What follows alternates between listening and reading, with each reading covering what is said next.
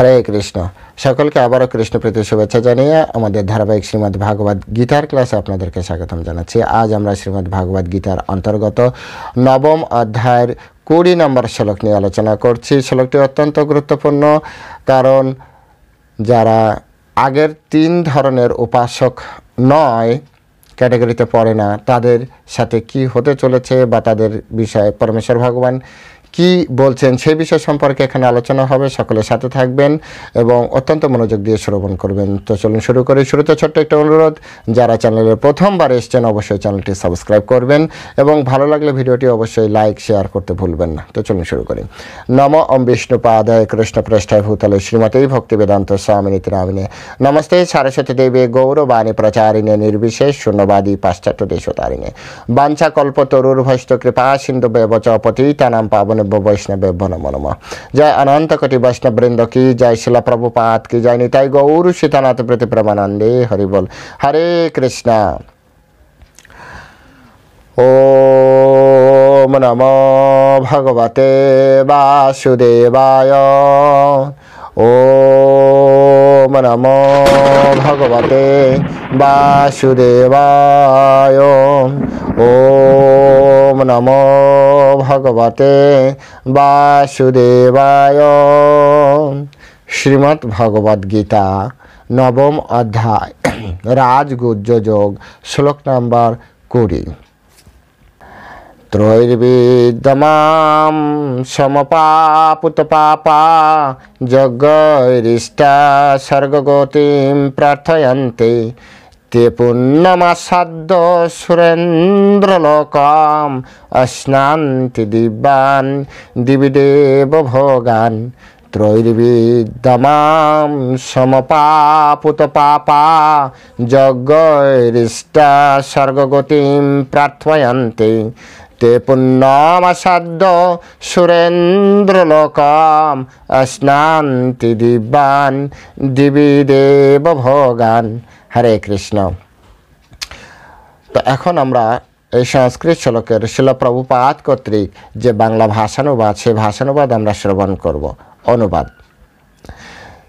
ত্রিবেদজ্ঞগণ যজ্ঞ অনুষ্ঠান দ্বারা আমাকে আরাধনা করে, যজ্ঞ অবশিষ্ট সমরাস পান করে পাপ মুক্ত হন এবং স্বর্গে গমন প্রার্থনা করেন। তারা পুণ্যকর্মের ফলস্বরূপ ইন্দ্রলোকে লাভ, দেবভোগ্য দিব্য স্বর্গসুখ উপভোগ করেন। আমি আরেকবার পড়ছি। ত্রিবেদজ্ঞগণ যজ্ঞ অনুষ্ঠানের দ্বারা আমাকে আরাধনা করে, যজ্ঞ অবশিষ্ট সমরস পান করে পাপমুক্ত হন এবং স্বর্গে গমন প্রার্থনা করেন। তারা পুণ্যকর্মের ফলস্বরূপ ইন্দ্রলোক লাভ করে দেবভোগ্য দিব্য স্বর্গসুখ উপভোগ করেন। হরে কৃষ্ণ। জয় শিল প্রভুপাদ কি জয়। তো এখন আমরা শিল প্রভুপাদ কর্তৃক এই সংস্কৃত শ্লোকের উপরে যে তাৎপর্য দেওয়া হয়েছে, সাথে সাথে বিশ্বনাথ চক্রবর্তী ঠাকুর যে তাৎপর্য প্রদান করেছেন, সেই তাৎপর্যের আলোকে আমরা এই সংস্কৃত শ্লোকের যে মূল সারমর্ম, সেই সারমর্ম আমরা বোঝার চেষ্টা করব। আমাদের হৃদয় কিভাবে আমরা হৃদয়ঙ্গম করতে পারি এবং আমাদের বাস্তব জীবনে কিভাবে এর প্রয়োগ হতে পারে। আমাদের জীবনের প্রত্যেকটা, আমি আগেও বলেছি, শ্রীমদ্ ভাগবত গীতার প্রত্যেকটি শ্লোক আমাদের বাস্তব জীবনের সাথে প্রত্যেকটা মুহূর্তে আমরা যোগ করতে পারি। শুধুমাত্র শ্রীমদ্ ভাগবত গীতা সুন্দরভাবে আমাদেরকে পড়ার অভ্যাস করা চাই। যেভাবে যদি আপনার প্রিন্সিপাল জানা থাকে, আপনি যে কোনো অঙ্কে সুন্দরভাবে এই প্রিন্সিপাল অ্যাড করতে পারেন এবং অঙ্কটি সুন্দরভাবে সলিউশন করতে পারেন। ঠিক তেমনি শ্রীমদ্ ভাগবত গীতা একটি প্রিন্সিপাল বই, একটা সূত্রের বই। এই সূত্র যার যত বেশি আয়ত্ত রয়েছে, সে তার জীবনে তত বেশি সমস্যার সমাধান করতে পারে নিজেই। তো এখানে কিভাবে কি বলা হচ্ছে সেই বিষয়টা আমাদের জানতে হবে। এখান থেকে নিজের অবস্থান থেকে বোঝার চেষ্টা করতে হবে যে আসলে মূল বিষয় কি। এখানে প্রথমে বলা হচ্ছে ত্রৈর্বিদ্যা। ত্রৈর্বিদ্যা বলতে কি বোঝা হয়? ত্রৈর্বিদ্যা বলতে সাধারণত 3 ধরনের বিদ্যাকে বলা হয়। 3 ধরনের বিদ্যা আসলে ত্রয় মানে 3 আর বিদ্যা মানে বিদ্যা জ্ঞান। তো 3 বিদ্যা কাকে কাকে বোঝাচ্ছে? তো এটি আপনি চিন্তা করতে পারবো না, কারণ পরমেশ্বর ভগবান শ্রীকৃষ্ণ সব কিছু निर्धारण করে দিয়েছেন এবং গুরু পরম্পরায় যেভাবে আমরা পাই সেইভাবে আমাদের গ্রহণ করা উচিত। ত্রৈবিদ্যা বলতে এখানে তার আগে 17 নম্বর শ্লোকে পরমেশ্বর ভগবান তিনটি বইয়ের নাম বলে দিয়েছেন। এই বইয়ের ভিতরে সেই জ্ঞান রয়েছে। এখানে বলছে ঋক সাম যজুর এবচ, অর্থাৎ ঋগ্বেদ, সামবেদ, যজুর্বেদ, এই তিনটি বেদ অর্থাৎ ত্রৈবিদ্যা মানে হচ্ছে তিনটা বেদ সম্পর্কে যারা পড়াশোনা করেছেন, অর্থাৎ ত্রিবেদী যাদেরকে বলা হয়। জড়জগতে সাধারণত এক বেদী, দুই বেদী, ত্রিবেদী এবং চতুর্বেদী এই ধরনের যারা বেদ পাঠ করে, বেদ অধ্যয়ন করে, আমাদের যে গুরুকুলীয় সিস্টেম আছে সেই গুরুকুলীয় সিস্টেমে যারা পড়াশোনা করে তাদেরকে এইরকম নামকরণ করা হয়। তো এখানে ত্রিবিদ্যা, ত্রিবেদজ্ঞ বলা হচ্ছে। ত্রিবেদ, তিনটা বেদ সম্পর্কে তারা বিজ্ঞ। তো এই যে ত্রিবিদ্যা, হ্যাঁ, ত্রিবিদ্যাটা আমাদেরকে বুঝতে হবে। ত্রিবিদ্যা মানে অন্য কোনো বিদ্যার সাথে আমাদের যোগ করতে, মানে আমরা চাইলে যোগ করতে পারি। আমরা বলতে পারি অমুক বিদ্যা বুঝিয়েছে, কম্পিউটার সায়েন্স বুঝিয়েছে, তারপর সিভিল সায়েন্স বুঝিয়েছে, তারপর অমুক ডেভেলপারদের সায়েন্স বুঝিয়েছে, মোবাইল সায়েন্স বুঝিয়েছে। আপনি বলতে পারেন, তাতে কোনো অসুবিধা নেই, কেউ আপনাকে নিষেধ করবে না, কেউ কিছু বলবে না। কিন্তু পরমেশ্বর ভগবানের মূল মানে বলার যে তাৎপর্য, সেই তাৎপর্য হচ্ছে ঋক, সাম, যজুর এই তিনটা বেদ সম্পর্কে ত্রিবিদ্যা। এখন এই ত্রিবেদজ্ঞগণ যে অর্থাৎ যে ব্রাহ্মণ, এই ব্রাহ্মণ হতে হবে। বেদ অধ্যয়ন করতে গেলে অবশ্যই ব্রাহ্মণ হতে হবে। বেদে ব্রাহ্মণের, আপনারা যে যেভাবেই এই ক্লাস শোনার পরে আমাকে যা ইচ্ছা তাই বলেন, কিন্তু আসলে এটাই হচ্ছে সত্য। বেদ পড়তে গেলে আপনাকে ব্রাহ্মণ হতেই হবে। এখন এখানে একটি প্রশ্ন শুধুমাত্র ক্রস কোশ্চেনে থাকতে পারে যে ব্রাহ্মণ কি জন্ম নির্ভর না কর্ম নির্ভর? এ বিষয়ে পরবর্তীতে গভীর ডিসকাস করা যেতে পারে। যাই হোক, ব্রাহ্মণ হতে হবে, আপাতত ব্রাহ্মণ হতে হবে। ব্রাহ্মণ গুণাবলী, ব্রাহ্মণ না হলে বেদ পাঠে তার অধিকার নেই। এটুক পর্যন্ত ক্লিয়ার, একেবারে পরিষ্কার, এটুক পর্যন্ত ক্লিয়ার আমাদেরকে মানতে হবে। সুতরাং এখানে ব্রাহ্মণদের প্রাধান্য দেওয়া হয়েছে। ব্রাহ্মণদের উচিত, যারা যারা ব্রাহ্মণ আছেন, যদি কেউ এই ভিডিও শোনেন ব্রাহ্মণ আছেন, আপনারা অবশ্যই আপনাদের যে পুরানো ঐতিহ্য আপনারা আবার এটি ধারণ করেন এবং জগৎ সংসারকে বেদের আলোয় আলোকিত করুন। এটা হচ্ছে আমার বিশেষ অনুরোধ। এখন আসেন যে শিলা প্রভুপাদ বলছে যারা এই তিনটি বেদ থেকে প্রাপ্ত জ্ঞান, হ্যাঁ, জ্ঞান যারা আহরণ করে, যে জ্ঞানের প্রতি যারা আসক্ত, তারা কি করছে? তারা এই মনুষ্য সমাজে অনেক যশ প্রতিষ্ঠা পেতে পারে। কারণ ত্রিবেদীদের মানে প্রচুর জ্ঞান প্রাপ্তি হয়। বেদের ভিতরে অ্যাকচুয়াল তো প্রচুর জ্ঞান রয়েছে, প্রচুর জ্ঞান রয়েছে, অনেক ম্যাজিক্যাল পাওয়ার তাদের কাছে রয়েছে, তারা অনেক কিছু করতে পারে যারা প্রকৃত ত্রিবেদী। হ্যাঁ, আপনি শুধুমাত্র পড়ছেন আর, হ্যাঁ, আপনি তবে ত্রিবেদী যবে আপনি যজ্ঞ করার মাধ্যমে ইন্দ্রকে ডেকে নিয়ে আসতে পারবেন এই জগতে। যদি কেউ বলছে আমাদের এলাকায় বৃষ্টি হচ্ছে না, আপনাকে যজ্ঞ করবেন, বৃষ্টি এনে দিতে হবে, তবে মনে করবেন যে আপনি একজন বেদী বা আপনি বেদ সম্পর্কে জানেন, বেদের যজ্ঞ সম্পর্কে আপনার, অর্থাৎ আপনার মন্ত্রের পাওয়ার আছে, মন্ত্রের পাওয়ার তৈরি হবে। তখন এক হচ্ছে আপনি ব্রাহ্মণ হবেন, দুই হচ্ছে গুরু পরম্পরায় গুরুকুল থেকে শিখবেন, তিন হচ্ছে যে মন্ত্র আপনি উচ্চারণ করছেন সেটি আপনার অত্যন্ত শক্তিশালী হতে হবে, তবে যে সেই মন্ত্রের শক্তিতে যা আপনি চাইবেন সেটি প্রকটিত হবে।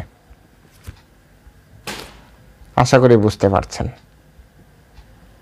তো এভাবে যারা মন্ত্র উচ্চারণ করবে, হ্যাঁ, তাদেরকেই বলা হয় বেদী। হ্যাঁ, এখন এই বিষয়টা আবার শোনার পর অনেকে বলতে পারেন তাহলে তো এখন আর কোনো বেদীই নেই। আছে, আমার আপনার হয়তো সামনে সচরাচর নেই, কিন্তু এখনও অনেকে আছেন যারা সত্যি সত্যি, হ্যাঁ, মানে কি বলা যায় যে বেদে অত্যন্ত পারদর্শী। এখন আমার মূল বিষয় এই নয়, বা গীতার মূল বিষয় এই নয় যে ত্রিবেদী কী করছে, চতুর্বেদী। ত্রিবেদী, এখানে ত্রিবেদী মাংসম পুত পাপা, তারা এই জগতে যশ প্রতিষ্ঠা পাচ্ছে এবং পুত পাপা মানে পবিত্র হচ্ছে তারা। এই জড়জগতে সাধারণ মানুষ যেমন জড় কলুষতার দ্বারা আকৃষ্ট হচ্ছে, ভোগাকাঙ্ক্ষার দ্বারা আকৃষ্ট হচ্ছে, ত্রিবেদী বা বেদজ্ঞদের ভিতরে একটি বিষয় আমরা লক্ষ্য করতে পারবো, তারা জড়জগতে থেকেও না, তারা অত্যন্ত সুন্দর জীবনযাপন করবে, তারা এই জড়জগতের প্রতি আকৃষ্ট হবে না। এবং অন্তিমে কী করবে? সোম পাপা, অর্থাৎ এই যে সোমরস তারা পান করবে, সোমরস পান করবে। এই সোমরস পান করার ফলে কি হবে? হ্যাঁ, তারা স্বর্গগতিম প্রার্থয়ন্তে, তারা স্বর্গলোকে যেতে পারবে। তারা যজ্ঞের ইষ্টা অর্থাৎ ইষ্টদেবের এই যজ্ঞের দ্বারা তাদের ইষ্টদেবের পূজা করে, এর ফলে তারা স্বর্গলোকে যেতে পারে। কেন পরমেশ্বর ভগবান এই ত্রিবিধির কথা বলছে? এর আগে পরমেশ্বর ভগবান কত সুন্দরভাবে নিজেকে প্রকাশ করেছে, আমি সব আমার চরণে আত্মসমর্পণ করো। এখন হঠাৎ করে ত্রিবিধিদের কথা বলার উপায়, কারণ কি? এর পিছনে কারণ কি? এর পিছনে কারণ হচ্ছে একটি, এর আগে 3 ধরনের ব্যক্তির উপাসনার কথা পরমেশ্বর ভগবান বলেছেন। এক হচ্ছে মহাত্মা, মহাত্মার সংজ্ঞা পরমেশ্বর ভগবান বলে দিয়েছেন। 2 হচ্ছে যারা জ্ঞানী, জ্ঞানের দ্বারা উপাসনা করে। 3 হচ্ছে যারা ভগবানের বিশ্বরূপের উপাসনা করে। এই 3 শ্রেণী যারা আছে তাদের যে ভাব সেই সম্পর্ক পর্যন্ত 19 পর্যন্ত চলে গিয়েছে। হ্যাঁ, অর্থাৎ কত থেকে আমি বলে দিচ্ছি আপনাদেরকে, যাতে আপনারা ঘরে বসে এটা নিয়ে আরও বেশি রিসার্চ করতে পারেন। 13 থেকে 19 পর্যন্ত 3 ধরনের ভক্তদের নিয়ে আলোচনা। কে কে? এক তো 13তে মহাত্মা, 13-14তে মহাত্মা। তারপরে আপনার 15তে যে বলছে আপনার জ্ঞানযজ্ঞের দ্বারা, হ্যাঁ, আর বলছে যে বিশ্বরূপ। হ্যাঁ, এবার বিশ্বরূপ কিভাবে দেখবেন? বিশ্বরূপ যেভাবে দেখবেন তা আপনার 16 থেকে 19 অবধি প্রকাশ করেছে, বিশ্বরূপ কিভাবে দেখবেন। এবার যারা কর্মী আছে তারা কি হবে? আর বেদের এই যে যাজ্ঞিক যে কর্ম যে বিষয়, এগুলোকে একটি অ্যাকচুয়ালি কর্মকাণ্ড বলা হয়। তো এদেরকে কর্মী বলা হয়। ঠিক আছে, কর্মী বলা। এদের কি উপায় হবে? এরা তো বিশ্বনাথ চক্রবর্তী ঠাকুর স্পষ্ট করে বলছেন যে যাহারা কর্মী তাহারা মুক্তি পায় না, এরা স্বর্গলোকে। এখন এদের কি কিছু হবে না? হবে। সেটা কি হবে সেটা এখানে পরমেশ্বর ভগবান বলছেন যে মাম সোমপা পুত পাপা, তারা সোমরস পান করবে, তারা অত্যন্ত পবিত্র হবে। কিন্তু যেহেতু তাদের লক্ষ্য পরমেশ্বর ভগবান নয়, কোনো না কোনোভাবে পরমেশ্বর ভগবানের সাথে তাদের লক্ষ্য নয়। কারণ বেদের হ্যাঁ, এখানে বলদেব বিদ্যাভূষণ একটা সুন্দর কথা বলে গিয়েছেন, জাস্ট ফ্ল্যাক্সিবল একটা কথা। বেদে যে ইন্দ্রাদি বা স্বর্গাদির কথা উল্লেখ আছে, আমি উপনিষদ পড়ার সময় দেখেছি, উপনিষদে এক জায়গায় স্বর্গের কথা বলতে যে সেখানে বলা হচ্ছে স্বর্গ হচ্ছে যেখানে জন্ম মৃত্যু নেই। হ্যাঁ, তারপরে স্বর্গ মানে যেখানে অমৃত, যেখানে কোনো মৃত্যু নেই, যেখানে গেলে ফিরে আসতে হয় না। তো ভগবদ্গীতায় যে আপনার কি বলা যে ভগবত ধামের কথা বলা হচ্ছে, উপনিষদে অনেক সময় স্বর্গ, অনেক ক্ষেত্রে ইন্দ্রলোককেও স্বর্গ বলা হচ্ছে, আবার ভগবত ধামকেও অনেক ক্ষেত্রে স্বর্গ বলে আপনার করা হচ্ছে। এখন কি হয়, কিছু কিছু সময় হয় না এরকম, সকলে সমান জ্ঞানী নয়। এটা তো অন্তত মানবেন যে একই ক্লাসের সকলে সমান জ্ঞানী কখনো হয় না। সবাই সমান পরিমাণে মানে কি বলা যায় যে প্রখর মেধাবী হয় না, বিশ্লেষণকারী হয় না। তো যারা যে স্তরে আছে, যারা খুব ডিপলি বিশ্লেষণ করতে পারে, তারা তো স্বর্গ মানে কৃষ্ণের লোক বুঝতে পারবে। যারা ইন্দ্র, ওখানে মোস্টলি ইন্দ্র, বরুণ, তারপর এই সকল দেবতার কথাই ওখানে আছে, যতটা আমি শুনেছি, এখনও ভালো করে পড়িনি। তো ওখানে মোস্টলি ইন্দ্র, এই দেবদেবতাদের উপাসনা এবং তাদের যজ্ঞের কথা ওখানে বর্ণন করা আছে। এখন এই যজ্ঞের মাধ্যমে, হ্যাঁ, আপনি যদি ইন্দ্র কৃষ্ণের শক্তি সম্পন্ন, এটি যদি আপনি না বুঝতে পারেন, এটি যদি আপনার ভিতরে ডাউট থাকে যে ইন্দ্র হচ্ছে কৃষ্ণের শক্তি সম্পন্ন, কৃষ্ণের শক্তিতে শক্তিমান হয়ে ইন্দ্র আমাদেরকে এই সব বিষয়গুলো প্রদান করছে, তাহলে সেক্ষেত্রে কিন্তু আপনি ইন্দ্রলোকে ঢুকে যাচ্ছেন, অর্থাৎ স্বর্গলোকে ঢুকে যাচ্ছেন। এখানে সেই কথাটি বলছে যে ত্রৈর্বিদ্যা মাম সমপা পুত পাপা, যজ্ঞের ইষ্টা অর্থাৎ ইষ্ট দেবতার পূজা করে, ইষ্টা বলা হচ্ছে, এবং কিসের মাধ্যমে? যজ্ঞের দ্বারা পূজা করছে, এবং তার ফলে তাদের কি হচ্ছে? তারা স্বর্গগতিম প্রার্থয়ন্তে। আর এই ইষ্টদেবের প্রতি যজ্ঞ কেন করছে? কারণ তারা স্বর্গে যেতে চায়, স্বর্গে যেয়ে তারা কি হচ্ছে? তে পুণ্যম আসাধ্য সুরেন্দ্র লোকম। হ্যাঁ, সেখানে যে কি হচ্ছে, তার ফলস্বরূপ এই পুণ্য যে কর্ম, কারণ যজ্ঞ করলে পুণ্যকর্ম হচ্ছে, এই পুণ্যকর্মের ফলস্বরূপ তাদের দেখুন তাদের কত কি প্রাপ্তি হচ্ছে। ফলস্বরূপ ইন্দ্রলোক লাভ করছে। সুরেন্দ্র লোকম, সুরেন্দ্র মানে কি? সুর মানে হচ্ছে, হ্যাঁ, সুর মানে হচ্ছে দেবতা। সুরেন্দ্র লোকম মানে হচ্ছে দেবতারা যে লোকে বসবাস করে। আমাদের যেমন বলা হয় মনুষ্য লোক মানে এই মর্তলোক বা পৃথিবী, মনুষ্য লোক, ঠিক তেমনি সুরেন্দ্র লোকম মানে হচ্ছে, হ্যাঁ, প্রথম হচ্ছে সুর আর প্লাস ইন্দ্র মানে হচ্ছে ইন্দ্র যে লোকে বসবাস করেন, অর্থাৎ স্বর্গলোক। বুঝতে পেরেছেন? তো সেই লোক সুরেন্দ্র পূর্ণম আস্বাদ্য, তারা আস্বাদন করে। কি আস্বাদন করে? ইন্দ্র যা যা যে যে যে যত সুখ স্বাচ্ছন্দ্য, যত মানে প্রাচুর্য তিনি ওই জায়গা ভোগ ঐশ্বর্য নিয়ে ওখানে থাকেন।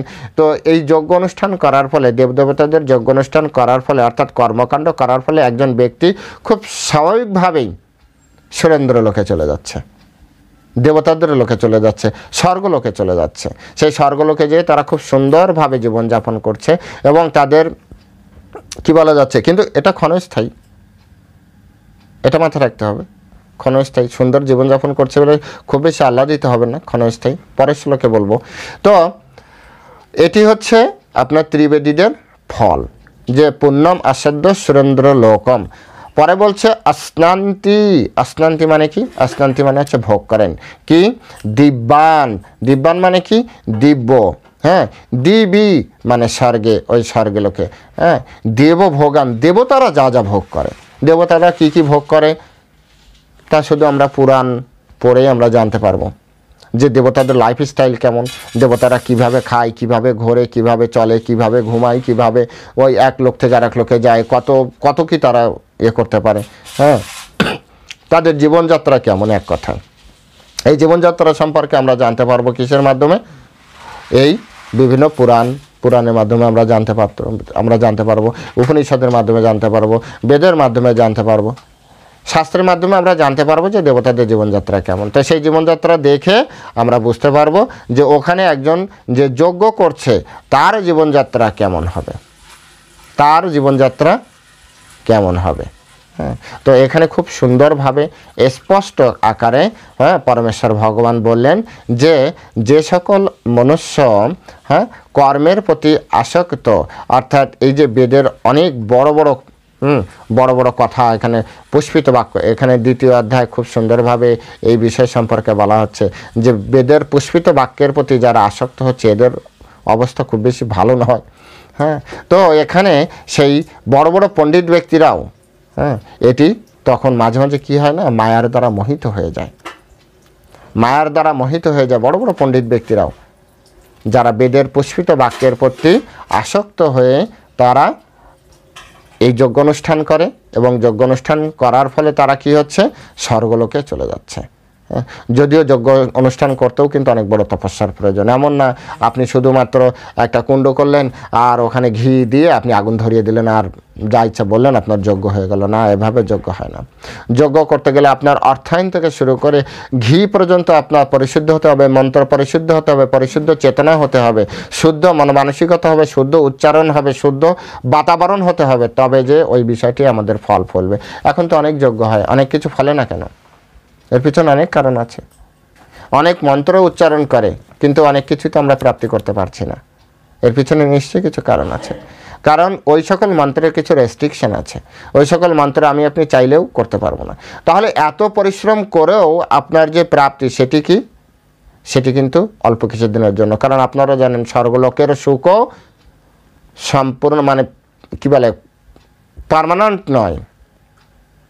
আব্রহ্ম ভুবনলোকে পুনরাবর্তিন, অর্থাৎ ব্রহ্মলোক পর্যন্ত, স্বর্গলোক তো দূরে থাক, ব্রহ্ম যেখানে আছে সেটাও একদিন জধ্বংস হবে, আবার জন্ম মৃত্যুর চক্রে যেতে হবে। তাহলে তপস্যা করে আপনি এত কষ্ট করে যে জন্ম মৃত্যুর চক্রে ঢুকতে যাচ্ছেন, ওর থেকে ভালো হয় এর থেকে কম প্রচেষ্টা করে আপনি তো পরমেশ্বর ভগবানের কাছে গেলে এর থেকে অধিক সুখ ভোগ করতে পারবেন।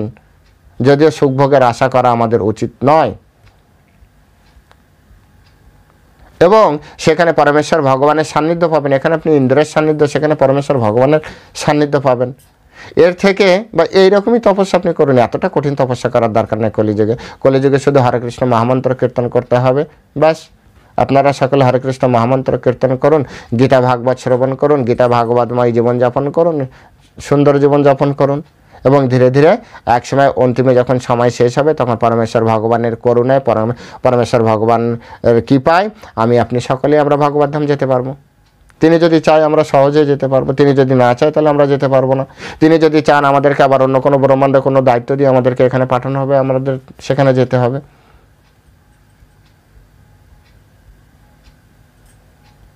তো ভগবানের কাছে যাওয়ার জন্য আমাদের কলিযুগের যে তপস্যা, সেই তপস্যা এইখানে যে যজ্ঞের পন্থা আছে তার থেকে অধিক সহজ সরল।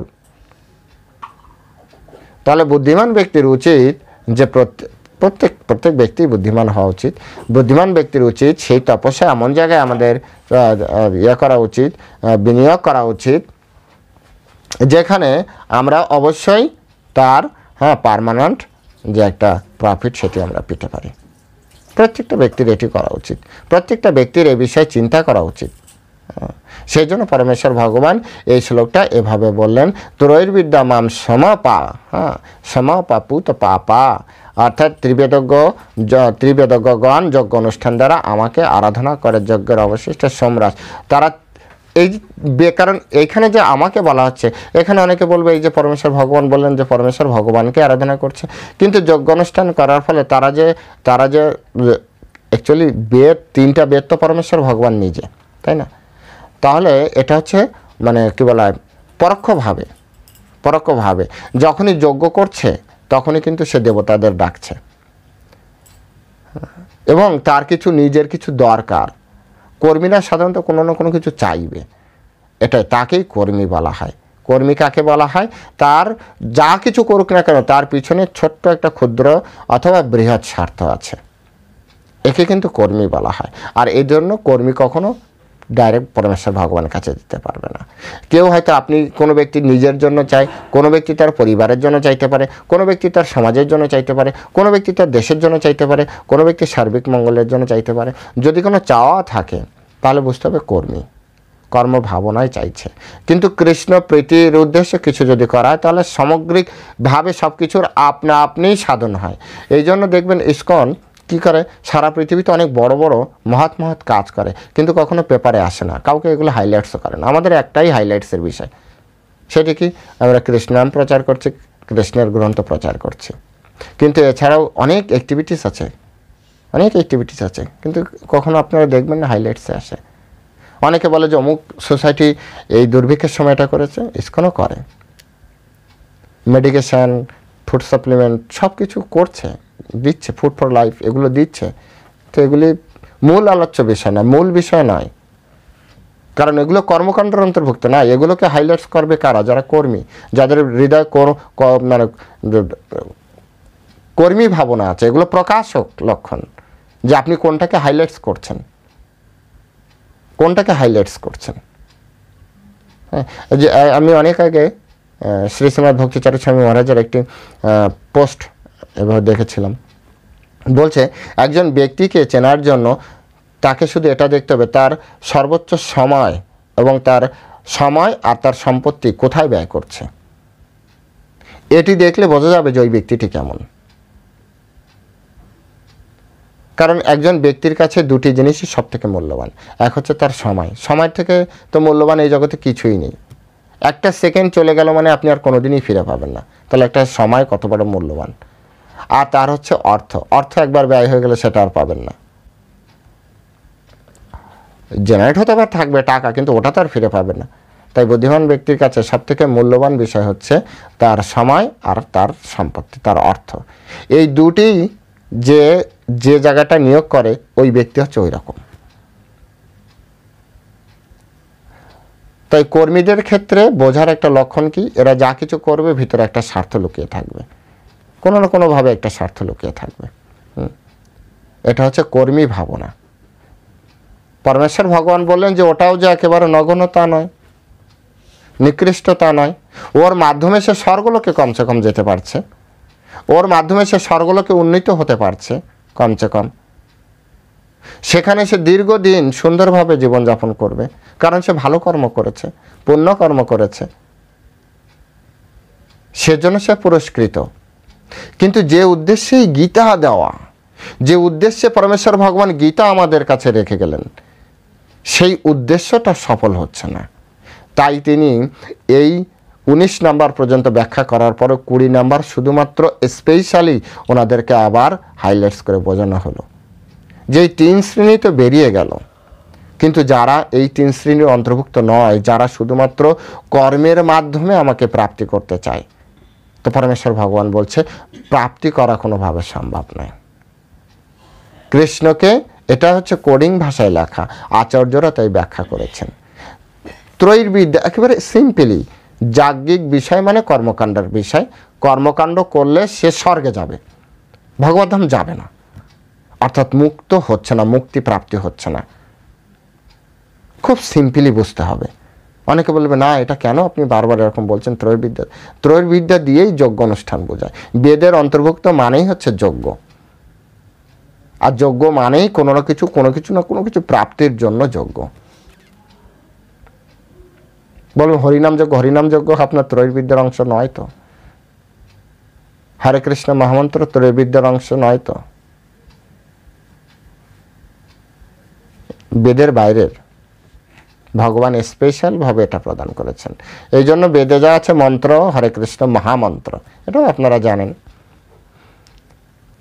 তাই শ্লোকগুলি সুন্দরভাবে আপনারা পড়ুন, এবং এই নিশ্চয়ই আপনারা বুঝতে পেরেছেন এখান থেকে শিক্ষাটা কি। যে জগতে আমাদের কর্মী হয়ে আমরা পরমেশ্বর ভগবানকে প্রাপ্তি করতে পারবো না, কর্মী হয়ে আমরা স্বর্গলোকে যেতে পারবো, সুন্দর জীবনযাপন করতে পারবো, এই জগতেও আমরা সুন্দর প্রভাব প্রতিপত্তি আমরা তৈরি করতে পারবো, এই জগতেও সুন্দরভাবে জীবনযাপন করতে পারবো। কিন্তু আলটিমেট আমাদের লক্ষ্যটা কি? আলটিমেট লক্ষ্য কি আমাদের এই জগতে থাকা? আলটিমেট লক্ষ্য কি? এটি আমাদেরকে তো বিচার করতে হবে।